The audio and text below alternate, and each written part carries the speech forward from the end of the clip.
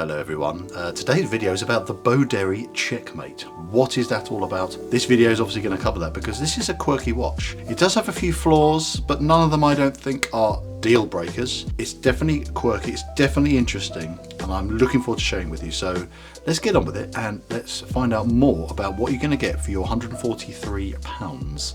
Let's take a closer look. So the Boderry Checkmate, the BDA 008. Let's get involved first with the stats and specs. $159, £143. We've got a domed sapphire crystal on here. 94 grams weight with the strap, not the bracelet, which I'll show you in a bit. 40 millimeters, well 40.8 millimeters case size. Height, including that domed sapphire, 14.4 millimeters. Lug to lug, 48.6. The crown is 6.4 millimeters and it's not screwed down. The water resistance is only 50 meters and the lug width is 20 millimeters. And the movement inside is a Seagull ST2625 automatic with the day, the month and the date, and an exposed tourbillon style balance wheel in there. And what you get, I was going to turn the page here for more info. It's a 42-hour power reserve, 21,600 beats per hour and 29 joules. First thing I'm going to tell you is this is one of the straps I sell in my store.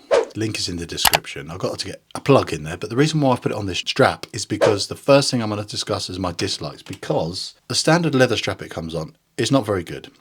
It's stiff, it's okay quality, but this deployment system is woefully bad. It's got a spring-loaded system. It's very awkward to put on your wrist and it's very fiddly. It's just not good, really isn't good. The finishing is nice on this mechanism here, but it's quite hard to get it to sit really nicely on your wrist. It's really fiddly because it's spring-loaded. It's just a pain in the butt to get it to fit right. And this bit's a mess. Look at this. Look at that. It's just an absolute mess. So I'm not impressed. But luckily straps are really easy to swap out. And I really don't like the bracelet, which is an option you can get as well. I've not even put it on. I know it's got quick release as well for changing out. You get the quick release pins. But I just don't like it because it's so shiny. There's no micro adjusts and it's butterfly. I just don't like butterfly because you can't get a great fit. The quality of the strap's okay. You just get some push pins on there, brushing on the underside, which is done really nicely. The quality is okay. It's just not my cup of tea and I can't even be bothered to put it on the watch because I just don't like it. It doesn't even have end links which conform to the shape of the watch, so it just looks like a cheap aftermarket strap, which I wouldn't recommend this style for this watch. I think it looks awesome on leather. Another dislike, while we're on the case, I thought I'd start with dislikes this time. It's the height. It's a chunky monkey, 14.6, but then it does have a fairly complicated movement with lots of little dials in there and that always adds height, but it doesn't affect the weight. I mean, did I say the weight? Yeah, 94 grams is not that much for a watch with this amount of complexity, so I think that's acceptable. The other criticism is to change these elements such as the day and the date and things like that, just done by these little pushers here, which is not very good. I know it's the nature of this type of movement, but it's just a bit fiddly. I'll show you how easy it is to do. I was going to grab my biro, it's one way of doing it. So it moves the date along. It's a nice immediate changeover. It does look really nice. I really like that. It's just a fiddly way of doing it. And then you do this bottom one, that changes the month. You can see there. And then the other side, this will change the day like that. Well, it should do. Okay, that stopped working for some reason. So that's not good, is it? Let's check something else. I'm not doing this wrong. So that's the 7th, the 8th, change the month. Now let's change the day again. No. Okay, that's not good. It stopped working. Oh, no, it's popped over now. Let's see if it works again. No, it's working again. I think it was just half engaged, so I needed to move the time on a bit. Yeah, we're okay, we're working again. Oh, that's a relief. I thought I'd broken my watch. I think it's a very sensitive watch to its colours available. The green for me is the one I chose. I think it's the best for colour and with the contrast with these yellowy hands. So a very faint tip on the second hand and the other subdials. Really nice. I think that works very well. I like the Checkmate checkered pattern dial. Adds some classiness, some character, some old-fashioned charm, if you will, to have some really interesting elements to the dial texture. There's no AR on here, as you can see. It's a nightmare to film with all the reflections. That's another downside. It's also hard to photograph outside. I keep getting so much glare, so I think it needs some AR coating. It's nice to have sapphire though, and it is domed, so that is pretty. And double domes, you get no distortion. The overall fit and finish of the watch is actually very good. The brushing is really nice, very smooth, very fine, and the contrast between that and the polished elements, such as these lugs here, really nice. No over polish or over brushing, very smooth as well. This design is nice here where it tapers out here, little flare out there on the bezel, really pretty. So it's an interesting looking watch, and I like this Caseback is really pretty. Very simple, very large, exposed look at that movement. And that's Sapphire as well, the Caseback, so it won't get all scratched up.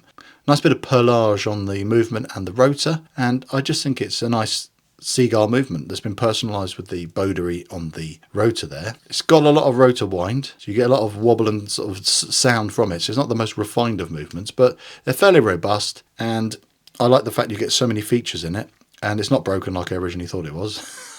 User error at least, and the winding is fairly smooth. It's got a little bit of a gritty sound as you're winding it, and the crown's quite shallow. It's large, and I like that it's signed, but it's quite hard to get a really easy grip on it. So for a large watch with a relatively large crown, it could do with being a bit of a larger crown sticking out so you can get an easier grip on it. But it is a hand wind movement with hacking, as you can see here, just stops the seconds hand. It does have BDW9, but it's not extremely good amount of BDW9 lume in there. It doesn't glow like a torch or anything, but it's okay.